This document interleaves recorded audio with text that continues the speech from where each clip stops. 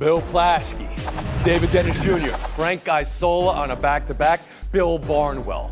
I need some help here, national panel. Any lip readers? I'm not sure. I got this last one. I wish. That's what I got. I got Steph and Clay, one of those NBA Cup moments you grew up dreaming about. Also, NFL news of the day, the Colts go back to Anthony Richardson. Let's go around the horn. I think that's the play you should have taken away. I think he was talking about David from college. I think that's what he was saying. He said something about David. I think Frank needs a little load management. NFL news of the day, Indianapolis Colts Shane Steichen announcing they're going back to Anthony Richardson as starting quarterback this week. Let's talk it out. The decision to bench Richardson was for the best chance of winning, Steichen said at the time. Since they went to Joe Flacco, they lost both games, and now it's back to Richardson. Maybe in 2 weeks you could take time, catch your breath, have the game slow down. We've seen that with other quarterbacks before, but Bill Barnwell, around the horn to you. What are you reading into the return of Richardson? Tony, this is the ultimate NFL example of, couldn't this have been an email instead of a meeting? Did we really have to sit Anthony Richardson on the bench for 2 weeks to learn this lesson, which we apparently have resolved after 2 bad Joe Flacco games? I mean, this move never made sense for on-field reasons. Anthony Richardson was always going to be a project coming out of school. We know what Joe Flacco is. He's almost 40. He's going to throw a bunch of interceptions. He might get hot and have 1 or 2 really good games. He is not the future of this franchise. And so I'm not sure what Anthony Richardson is supposed to have learned watching Joe Flacco play. It just feels like a punishment for Anthony Richardson telling the truth about what happened and how he came out for a play. Really, if he had just lied, none of this would have happened and everything would be better off for him. Frank Isola, what are you reading into the Colts' decision today? Well, come on, Bill. I mean, you said he could have played well for 2 games. He played well for 5 games last year for Cleveland. I'm talking about Joe Flacco, threw 13 touchdown passes, and they made the playoffs. So the Colts were looking to catch lightning in a bottle, and it comes at a time right after Anthony Richardson, tapped out of a game. And I think at that point, there was nothing wrong with it. Let's look around the league. Bryce Young, what's happened to him? In and out. Jaden Daniels with the Commanders. He's been good enough to play. Caleb Williams, you don't know about. All these young quarterbacks, the idea that you just have to give them the job and you live with it, no matter if they win or lose, I have no problem with what the Colts did. Now's the good time. Go back to David Dennis Jr., your read on it? Well, the difference between Richardson and those quarterbacks that you mentioned is that the Colts brought Richardson in saying from the very beginning he is going to be a project. Have patience with the guy. We're going to see what he can contribute. He's younger than those guys that you mentioned, even though he came into the league a couple years ago. And so you have Richardson, all of a sudden you're pulling him from the game. Looks punitive because the guy said he was tired. You can't have. It looks like an organization to me that looks like they just do not have direction right now. Is this a project? This is a guy that you're working on for the future, or do you want to win now with Joe Flacco? And right now they're in some purgatory where they're really not accomplishing anything. And Bill Plaschke, around the horn to you. Oh, I think they have clear direction, David. I think they did exactly the right thing. They had to send a message to Anthony. They had to send a message to the locker room that this was not going to be accepted, that you can't tap out of a game. They had to let him know. For him to become a leader again, they had to break him down, let everybody.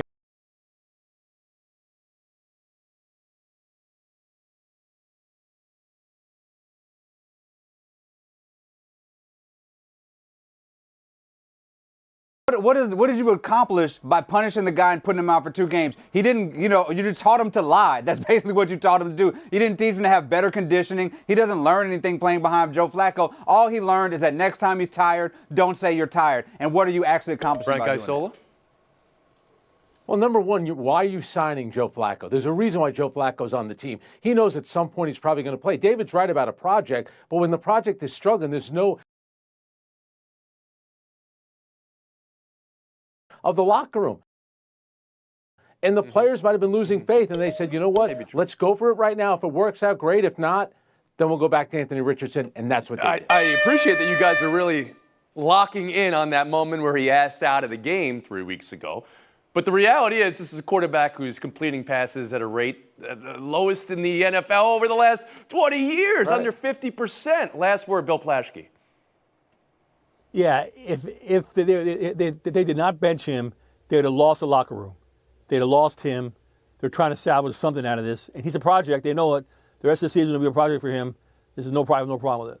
We've been horned. We'll move on. Playoff rankings week 2, or edition 2, I should say. It keeps on getting better. They put the bracket out there, and they also tell us the first 2 out. I love the way it looks. And what we have now, as far as you people, is everybody bemoaning the placement while decrying that no team has beaten anybody. I love this. This is why we have a playoff. You get to beat bodies. Oregon, Texas, BYU, Miami, top 4 in the bracket. In the bracket, first out, Georgia and SMU. Frank Isola around the horn to you on edition 2 of the rankings. Yeah, it's hard not to look at Georgia, and to me, they're clearly one of the top 12 teams. But this is what's exciting about this format, and it makes every regular season count. So Georgia is going to play a game against Tennessee, which is essentially an elimination game. And I'll tell you another thing, another team that's sitting pretty right now is Indiana. They're going to play Ohio State eventually. Even if they lose, it looks like they're going to stay in that top 12. And God bless Penn State. They didn't beat Ohio State. They did beat Washington last weekend, and they somehow moved up. So good for David them. Dennis Jr., takeaway from edition 2. Yeah, I want to stick with Georgia here. There's a lot of Georgia fans who woke up kind of confused this morning. Like, we're ranked 12th, but we're not one of the 12 best teams in the country. Like, how does that quite work out? We're right on the outside. We've beaten the best team in the SEC. We've beaten Clemson, who may be the best team in the ACC or win the tournament, ACC championship by the end of this season. There's a chance of them doing that. And the idea is that they have not done, they're not good enough because the offense is not good enough. Like, it's really confusing if you're a Georgia fan, and it feels like there's a belief that eventually they'll get back in there and earn their way back in there. But why not just put them in there now? Bill Plaschke, around the horn to you. The top teams will always work themselves out. They always do. Every year we complain, every year it works out. I'm looking down at number 24, Army. Army's the team I'm looking at. Tulane made the poll of 25 now. Tulane will be on their schedule. Notre Dame's on their schedule. The path is clear for Army to sneak past Boise State and get into the top 12. That would be so awesome. Oh, I'm the cheering for path is Army. clear. Some thought Army wasn't getting respected. You're seeing a path for Army. Bill Barnwell, are around now. the horn to you. No idea why Penn State is as high as it is in these rankings. They have one win over a ranked opponent. That was Illinois, which has lost 3 games. Their most noticeable win, their most significant win is what? Beating USC in overtime where they needed a comeback? Sub 500 USC. Easy. Tennessee has one loss. They beat Alabama. Is that not a more impressive win than anything Penn State has? I don't see this This one. is what I'm hearing. Oh, Texas, who have they beaten? Their best win is Vanderbilt. Oh, who has anybody beaten? Frank Isola, around the horn to you. Yeah. There are 7 teams in the SEC right now that have 2 or fewer losses. And we all know that the SEC has the best conference, but clearly some of these teams are going to be going to be on the outside looking in. One thing about that Army-Notre Dame game, that's going to be played at Yankee Stadium, where for the World Series they kept the press box windows open, and Bill Plaschke was complaining about that. Yeah. We haven't had a college football game played in New York that has mattered probably in about 50 years, for crying out loud. Okay. How cool is that? For you, it's pretty cool, it sounds like. Bill Plaschke, last word on this. The best team I've seen this year, and I watch a lot of college football, the best team I've seen this year is Indiana. Indiana's the best team I've seen. They're so underrated. They're going to beat Ohio State. Underrated. Some would ask, who have they beaten? And this is what I love about this. Everybody's going to have a chance. But in the moment, it appears, doesn't it, that they are favoring teams' wins over strength of schedule. Right? Doesn't it seems like head-to-head. Yeah. Still time to shake it all out. Good. Taking a break here. Buy or sell is next with the NBA Cup, just like we dreamed of when we were kids. Golden State 120, Dallas 117. NBA Cup runneth over. Steph Curry, the comeback and the game winner, and he was the hero. Klay Thompson, still the captain. We did the story yesterday where Thompson said it was going to be just a normal game in November. Everyone saw through that obvious cap from the captain, but still, this whole night exceeded expectations, right? The love going on for hours, walking with employees with the captain hats. The fans cheering 60 minutes before the game in warm-up. 80-second ovation. Klay Thompson had already asked Curry to scrap his scheduled speech because he was worried he couldn't handle it. Curry and Draymond didn't even make it on the court for the video because they were worried they'd be wrecked as well. Every note hit. So Bill Plaschke, around the horn to you and how you remember last night. It was the most perfect homecoming of any player I've ever seen. Agree. They brought the love, all those employees, all the sailor caps, all the ovations. They brought the love, and then they brought the heat. Then they welcomed them, and then they tried to beat the hell out of them. And that was tremendous. Steph Curry, 12 points in the last 4 minutes to win the game. He guarded Clay on the first after the opening tip. He fouled him. Clay did a shimmy. Curry said, "Don't do the shimmy." Clay made a three. Curry made a three. Back and forth, back and forth. It was tremendous. It was just the perfect homecoming. David Dennis Jr.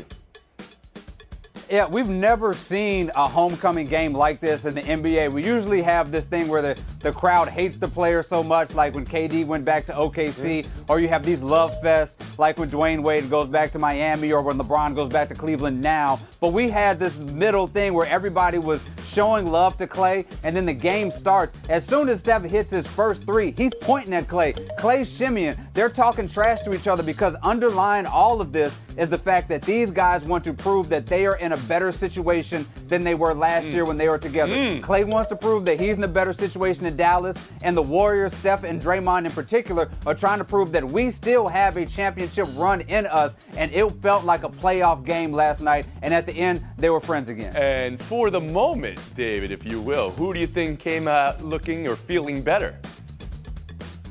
Well, the Warriors came out looking better because they look like a team that's as good as that 2022 team that won the championship, and Steph looks just as Whoa, good as there's he a did hot back take. then. Okay. 35 points on back-to-back games. The only players of that age to do that are Michael Jordan and LeBron James. They have the depth to compete like Frank they did a couple years Isola ago. on last night. I still love how Steve Kerr is going 11 and 12 men deep, but at the Olympics with the 12 best American players, he only went 10 men deep. I still get a kick out of that. But, you know, the Warriors are a first-rate organization. They proved it again last night. Anybody that comes in contact with Klay Thompson, you like him because he's a nice guy. There's a goofiness about him that's very redeeming. And, you know, at the end of the night, it's still Steph Curry hitting the big shot, finishing with 37 points. You have to make tough business decisions a lot of times. They made a tough one, but I hate to say it, but right now the Warriors are better off. It doesn't take away anything that Klay did when he was there, but they made the right move. Bill Barnwell. Yeah, I would say seeing the competition escalate as the night goes on. I mean, even if you're on good terms with your ex, you still want to look good in front of them. You still want to show off a little bit. And it felt like we had two people, two sides showing off here. I will say, though, should we be having a conversation about the Mavericks, which have lost 5 out of 7 now. They've had 3 games now where they've had the opportunity to win or tie in the final 10 seconds. And with Luka and with Klay, have not been able to win the game. It felt like the final 4 minutes of this game were happening to them as opposed to being a part of it. A little concerned that they're not on the Warriors level right now. Just real quick, though, Frank, do you think part of Klay wishes maybe he stayed in Golden State? Well, it's hard. Guys want to get paid for what they did, but teams can't look at it like that. There's a salary cap involved. You want to get younger. You cannot tell me, Tony, when he left that building last night, he said, you know what? I had a great thing going there. I bet you he missed it more after last night's game than he did when he first signed with the Dallas Mavericks. Buy or sell to Joel Embiid's return to the court. 13 points, 2 of 11 shooting, 26 minutes. Sixers lost by 12 to New York to fall to 2-8. Tonight, Embiid and Paul George both out for injury maintenance on their back-to-back games. David, what do you buy, what do you sell from last night's return? I'm selling the panic that's going around in Philadelphia for now. Embiid, of course, did not look great last night, but that's because the guy's ramping up, coming off of more injuries. But I think the good thing that they have in their favor right now is that East is so much worse than a lot of people expect them to be. Milwaukee's out of the picture. The Knicks don't look that great. When the season started, you would hope that they would have been somewhere in the second or third best teams in the East. And if they can get people healthy in a few weeks, I think they're right back in that spot. Frank Isola.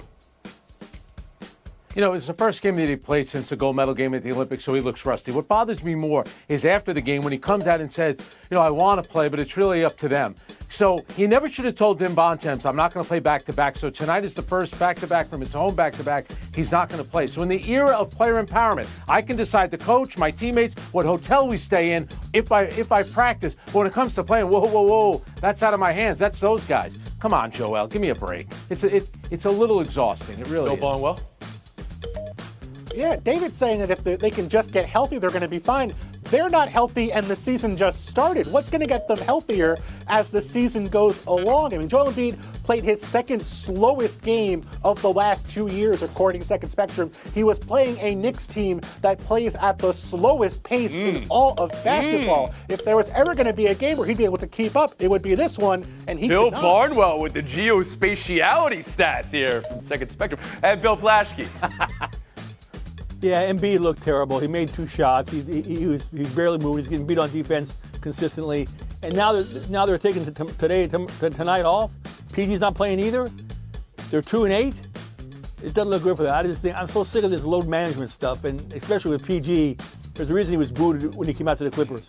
Because he pulled this stuff all the time. Well, you recognize people like, you got to play, you got to play. You can't get hurt, you can't get hurt. I mean, there's two opposite forces pulling here. Buy or sell 3, horrendous, the word used to describe the game-losing call in the NBA Cup. Erik Spoelstra, you never see this from him. Game-tying oop, game-ending oops when he called timeout they didn't have. Technical free throw, Pistons win in the last second. Here's Spoelstra after the game. That's on me. I feel horrible about it. There's really no excuse for that. I'm 17 years in. We had talked about it in the huddle. I knew that we didn't have anything. I just got emotional, and I just made a horrendous mistake. Frank, buy or sell Spo's explanation. I'm buying it all the way. That court was also horrendous. One of the reasons we love sports is because they're played by people, and that's a very human reaction. He made a mistake. He owned up to it. He actually set a really good example for a lot Bill of people. Barnwell? Yeah, the first thing coaches tell you when you talk to them is do no harm. And Spo, unfortunately, did harm here. Tyler Hero was awesome in the fourth quarter of this game, brought them back. That was overshadowed. Bad moment, but coaches make mistakes. Bill Plaschke? Everybody's showing understanding now. What were they showing Chris Webber 31 years ago? They were killing him. They were ripping him. They were See, this is ridiculing what him. I wanted to get to. I'm hearing coaches all made a mistake. different now. You guys are killing Embiid for not playing back-to-back. You're killing everybody when they miss a shot. And now it's coaches make mistakes when it's It's one Spoelstra. mistake. Okay, but it is a mistake. David Dennis Jr. Well, I mean, I think there's a slight difference between the national championship and the regular season game against the Detroit Pistons. But other than Bingo. that, Yeah, that's true. here's what I think about the Spoelstra thing: is that Plus the NBA can Cup, anybody David. name the last big blunder that Erik Spoelstra had before this? You probably can't because he does not have many. no. This is just a mistake that I hope great you players, apply great that. people have. I hope we happen. apply that. And the mishap of a scoring, adjudication here on this show. Just a mistake sometimes. It's been perfect so far. Plaschke, Isola. Out. Dennis Barnwell. Showdown next. David Dennis Jr., Bill Barnwell, good luck in Showdown. Showdown 1, the best start in NHL history, getting better. Make it fastest to 15 wins for the Winnipeg Jets. Beat the Rangers in New York last night, 6-3. David, how are they doing it, and what's the number one reason they're 15-1? Look, I'm in New York for one day, and what do you know? We're talking about how great the Jets are playing. This really comes down to their scoring. Actually, they have the third most goals through 16 games at 73 goals. And if they keep up that heater, they're going to be winning more games like this. Bill Barnwell? Connor Hellebuyck's playing out of his mind, 937 save percentage, 8th best goal differential of any team through 16 games for the 7 teams ahead of them. Won the Stanley Cup. Yeah, is that right? Not bad when you have the best goalie and the best scoring right now. They were the 4th best team in the league last year. They went out early in the playoffs, but you could see this coming. We'll move on. Showdown 2, Champions Classic. Kansas 77, Michigan State 69, Kentucky 77, Duke 72. End of that game was interesting because the Wildcats were able to get Cooper Flagg turned over on 2 big possessions to seal it. Bill, which had the bigger outcome for you? Duke's lost because this is a problem going back multiple games now. They've had cramping issues. Their bench got outscored 25-6. Cooper Flagg was really all they had down the stretch. They need to have more of a team beyond it. David Dennis Jr. Yeah, the bigger thing is Cooper Flagg sort of fumbling there in the fourth quarter. It's cool. You know, we talked about how great he is. Looking and seeing things he needs to improve on is really cool to watch. But also, Michigan State, why are you in the championship game here? You haven't won a championship since the year 2000. Maybe we should get another team in there. Well, I mean, They should have Connecticut playing itself in some way, right? If they're doing the Champions Classic. I see what you're saying. We'll move on. Showdown 3, Dan Campbell insisting Jared Goff played pretty good despite his 5 interceptions. Everybody's going to think we're crazy. You're going to think I'm crazy. You know, anytime you have 5 interceptions, you're like, oh, I'm telling you, he didn't play a bad game. He played a pretty good game. Pretty good. David Campbell, cap or no cap? A lot of cap. Far be it for anybody to think that Dan Campbell is crazy, but he would go on to say that he put the ball exactly where he wanted him to put it, which I don't think he wanted to put it in the other player's hands 5 times. That's big old cap. Bill? If I drive to the grocery store and then I walk into the window trying to get in, I did not do a good job. I was in the right area, but I didn't end up in the right place. That's what Jared Goff did. David Dennis Jr., 30 seconds of FaceTime. I want to send out a big get well soon to Coach Greg Popovich of the San Antonio Spurs, one of the greatest coaches of all time. We knew that he had a health issue. A few weeks ago, we've learned that it was a mild stroke.